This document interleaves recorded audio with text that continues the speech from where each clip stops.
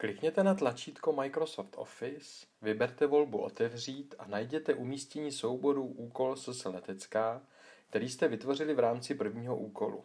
Soubor označte a klikněte na Otevřít.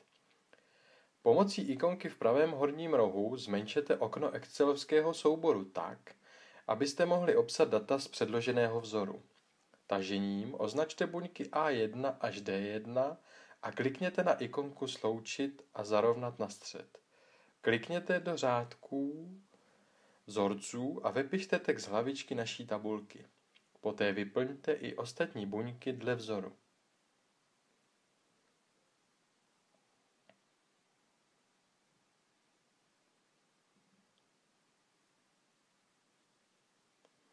Do jednotlivých buněk, do kterých chceme psát, můžete kliknout levým tlačítkem myši nebo mezi buňkami přecházet pomocí šipek na klávesnici. Aktivní buňka se vždy označí tučným rámečkem a její obsah se také zobrazí v řádku vzorců. Po vyplnění celé tabulky opět zvětšete okno souboru pomocí stejné ikonky, kterou jste předtím okno zmenšovali.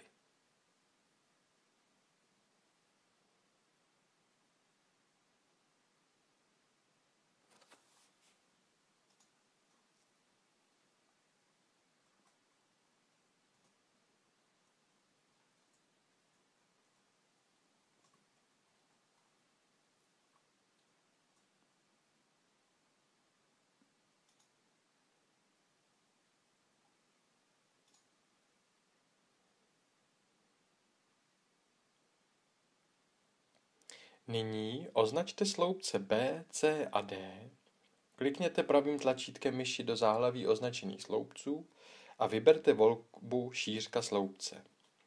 V dialogovém okně vypište požadovanou šířku sloupce. Stejným postupem nastavte šířku sloupce A.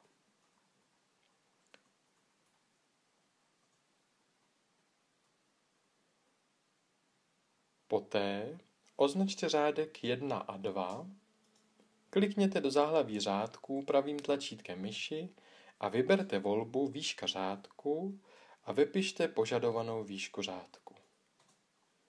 Stejným postupem nastavte výšku řádků 3 až 8.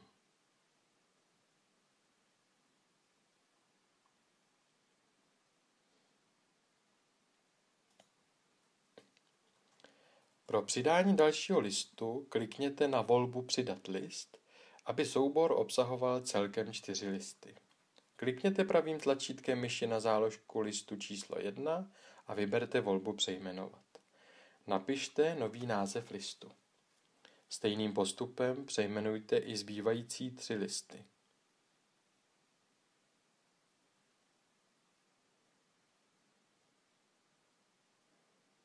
Změny v souboru uložte a přiložte jej k úkolu.